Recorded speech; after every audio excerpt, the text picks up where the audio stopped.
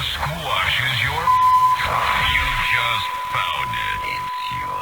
Advertencia. El siguiente programa contiene escenas y descripciones que pueden resultar perturbadoras para algunas personas. El relato de esta noche incluye referencias explícitas a situaciones de carácter íntimo y episodios de violencia y de sangre. Por esa razón, el Umbral de la Noche recomienda discreción. Este contenido está destinado exclusivamente a oyentes mayores de 18 años. Si decidís seguir escuchando, hacelo bajo tu propia responsabilidad, porque lo que vas a escuchar no es solo una ficción. Es la historia real de un oyente, adaptada en el Umbral. Dicho esto, bienvenido una vez más. Espero que disfrutes este capítulo del Umbral de la Noche.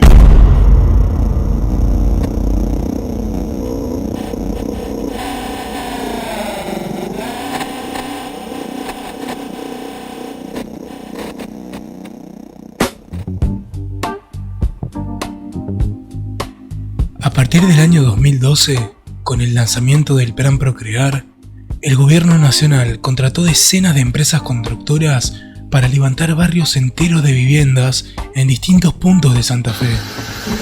Barrios con casas iguales, nuevas y a estrenar, que eran un sueño para muchas familias de clase media que por fin iban a tener su techo propio con un plan de pago accesible en comparación al del mercado. Pero antes de que esos sueños se cumplieran, alguien tenía que construirlos. Y ahí entra esa historia que nos contó Javier, que en realidad ese nombre se lo asignamos nosotros, porque la persona que nos cuenta esta historia tiene otro nombre y nos pidió encarecidamente no dar ningún dato que devele su identidad.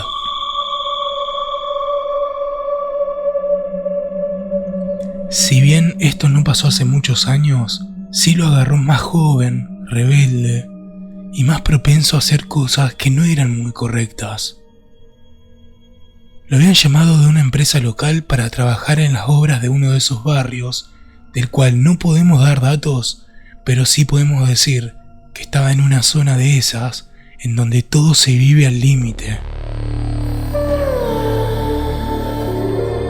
El sueldo no era la gran cosa, pero el trabajo era constante y duradero, así que sin dudarlo se metió a laburar ahí. Y entre esas casas, a mitad de construcción, con las alfajillas todavía a la vista, las medianeras recién levantadas y los pasillos con la tierra todavía húmeda, ahí empieza esta historia de terror y de sangre.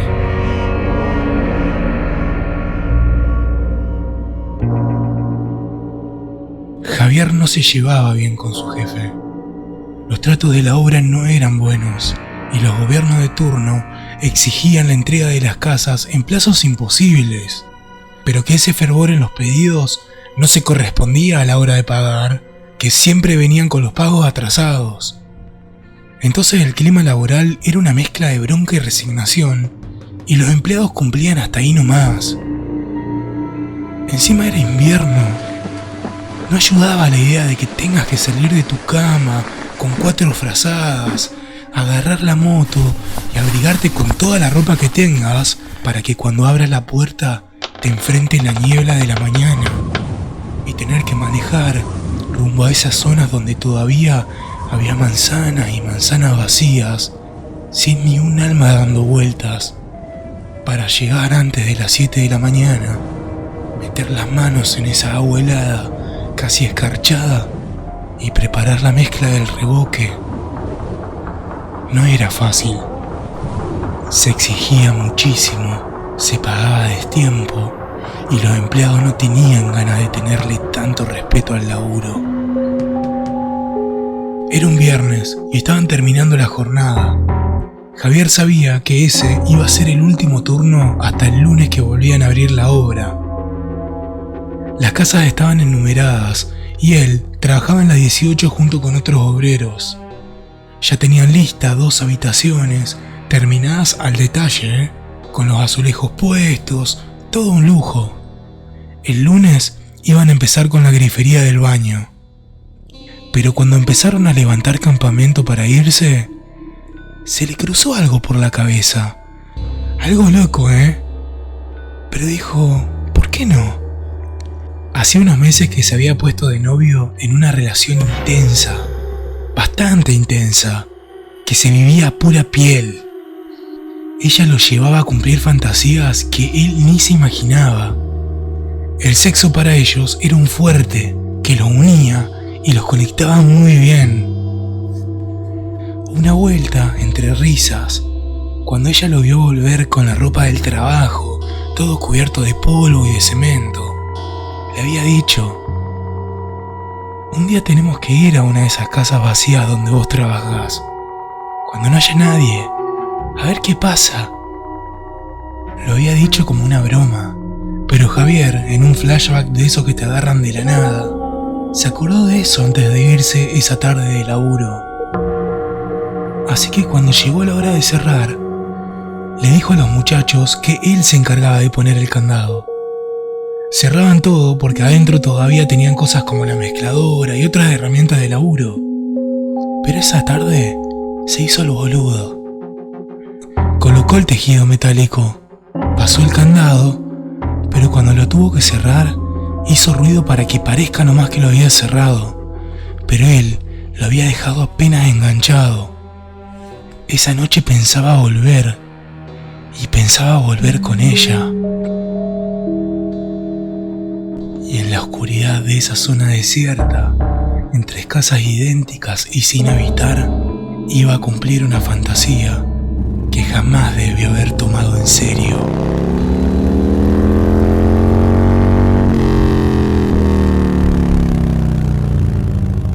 Llegaron en la moto y le entraron al lugar vacío.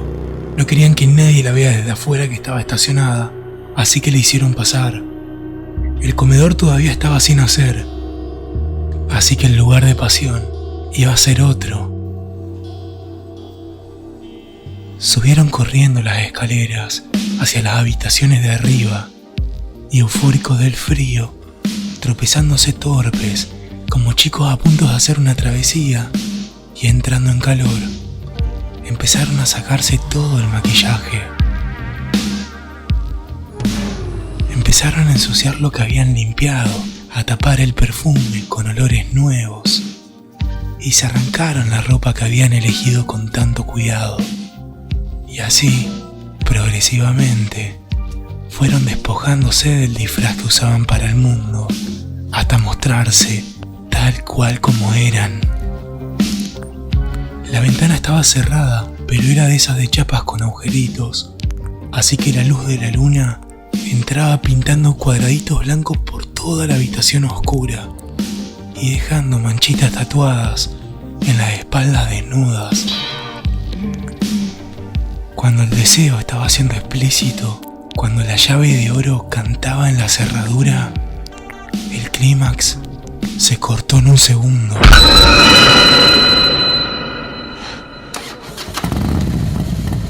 La moto se había prendido sola. Javier se levantó de un salto, se puso el pantalón como pudo y bajó corriendo en cuero, tambaleando entre la oscuridad. El corazón le latía como si le fuera a reventar el pecho. El barrio era jodido y él recordaba haber dejado la llave puesta. Por la calentura del momento, por la ansiedad sexual o por lo que sea, no se había acordado de sacarla. No pensó que nadie iba a entrar a ese lugar. Corrió hasta el comedor saltando de 2 en 2 los escalones y llegó enseguida a la moto. Estaba ahí, con el motor encendido, regulando. El foco naranja de la 150 dibujaba largas sombras sobre las paredes sin revocar. Pero no había nadie. Nadie. Miró para todos lados, giró sobre sí mismo, buscando, respirando, agitado. Él esperaba ver a alguien arriba de la moto, un ladrón, un pibe, lo que fuera. Pero no había nadie. Sin duda le hubiera dado miedo encontrar una persona queriéndose llevar la moto, pero le había dado más incomodidad no encontrar a nadie. El ruido del motor era lo único que llenaba el vacío. En las paredes, lo único que se movía era su propia sombra tambaleante. Juan juntó un pedazo de concreto que había en el piso como para defenderse, pero buscaba y buscaba y nada.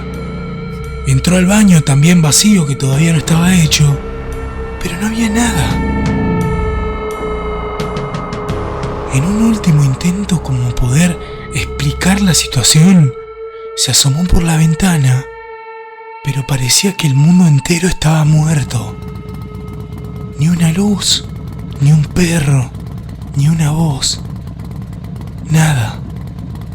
Y en el piso de arriba estaba su mujer esperándolo, ella tan sola como él, que estaba ahí abajo.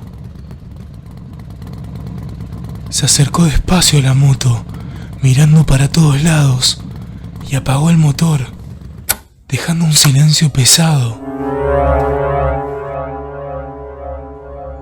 Esta vez sacó la llave. Todavía sentía el pecho latiéndole fuerte, y cuando se dio cuenta de que realmente no había nada, volvió a subir las escaleras. Ella lo estaba esperando. Ya se había puesto la ropa interior. ¿Qué pasó? Nada, la moto se prendió sola. Ella le buscaba la vuelta sin saber mucho de motos. Le decía que podía haber sido un cortocircuito, un cable suelto, cualquier cosa. Pero a Javier no le cerraba esto. Si el arranque eléctrico de esa moto no andaba hace meses, la única manera de prenderla era con la patada. El ruido del motor le daba vueltas en la cabeza, tanto como la frase de «pero no puede ser, no puede ser, puede ser». «Ya está, amor, ya está, vení que hace frío». Ella se acercó buscándole el cuerpo y con una media sonrisa le susurró que podían seguir, que ya estaban ahí. Él dudó, porque estaba en otra, pero hay veces que el cuerpo decide antes que la mente. Y el clima paulatinamente volvió a calentarse. Las manos se reencontraron, los suspiros se mezclaron en el aire húmedo, y poco a poco todo lo extraño empezó a quedar atrás. Enseguida estaban bebiendo otra vez del mismo jugo del placer. Ella tomó el control de la situación, manejaba los tiempos, enfrente y arriba. Javier se esforzaba en cumplir y que todo funcione bien. Él le iba siguiendo el paso, acompañando el movimiento con las manos, sosteniéndola por la cintura. La respiración se agitaba cada vez más en ambos y la tensión fue aumentando hasta ese punto en donde si el mundo se cae a pedazos afuera, no importaba. El momento era perfecto. Hasta que ella se detuvo de golpe.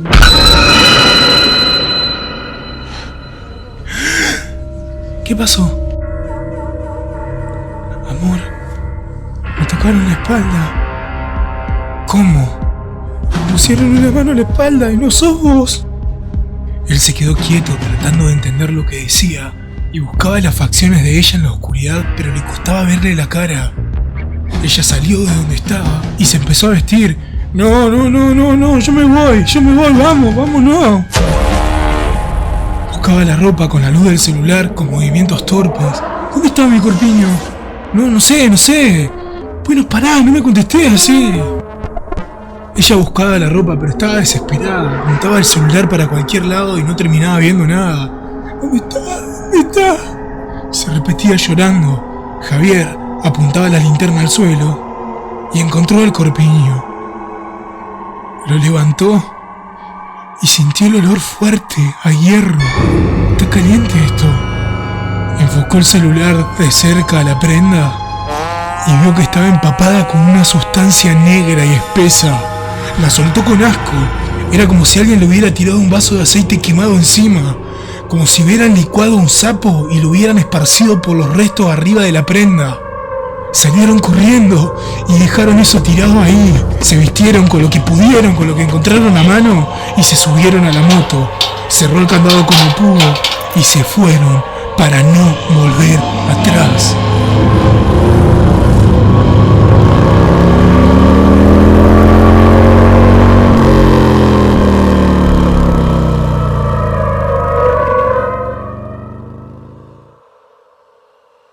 El lunes tenía que volver a trabajar. Él era el único que tenía el candado de la casa, y durante todo el fin de semana pensó en volver antes, limpiar lo que habían dejado tirado y borrar cualquier rastro de haber estado ahí. Porque si no, imaginaba las preguntas del jefe si alguien encontraba todo así. ¿A quién le tocaba cerrar? ¿Alguien entró acá? ¿Quién cerró mal? Pero ir ahí solo y encima de noche para que nadie lo viera le daba más miedo que cualquier enojo del jefe. No era solamente que tenía miedo, era que no entendía qué había pasado. Así que esperó. Decidió que el lunes iba a fingir que no sabía nada, que no entendía nada. Si alguien encontraba algo extraño, se haría el sorprendido igual que todos. Si tenían que cargar algún reto, alguna suspensión, y bueno, lo iba a hacer. Pero él no iba a ir durante ese fin de semana solo, de noche, a buscar las prendas o cualquier cosa que hayan dejado ahí. Así que llegó el lunes, se juntaron con los empleados ahí afuera, el jefe con el casquito amarillo esperando para entrar, giró la llave del candado y entraron todos los obreros. Conectaron las zapatillas eléctricas largas que tenían al poste de luz de la calle para empezar a trabajar y fueron prendiendo las luces, una a una, por lo menos las que estaban conectadas. Javier subió los cuartos de arriba acompañado por otro empleado, ansioso de ver si no estaba todo muy despelotado, si las prendas no estaban muy explícitamente tiradas por ahí, y ya venía ensayando mentalmente la reacción posible. Pero cuando subieron arriba, no había nada. No estaba ni la lona donde se acostaron, ni la ropa que habían dejado tirada, no estaba el buzo de él, no estaba la ropa de la mina, no había nada. No estaban los rastros de las manchas que habían visto, nada de lo que habían dejado esa noche estaba ahí. Él era la única persona que tenía acceso ahí adentro. Era imposible treparse por los tejidos que medían más de 3 metros. Entonces lo único que quedaba era que sea lo que fuera aquello que había estado con ellos ahí adentro esa noche, se había llevado todo. La persona que está detrás del nombre de Javier, con mucha razón comprenderás por qué decidió permanecer anónimo. Es una historia con intimidad y con sangre. Las historias que llegan al umbral siempre dejan algo flotando. Y hoy deja en el aire esa sensación de que una mano fría se te puede apoyar en la espalda cuando menos te lo esperás. ¿Cuál será la próxima sensación que te dijimos en el próximo capítulo? Lo vamos a descubrir juntos el fin de semana que viene, cuando una vez más crucemos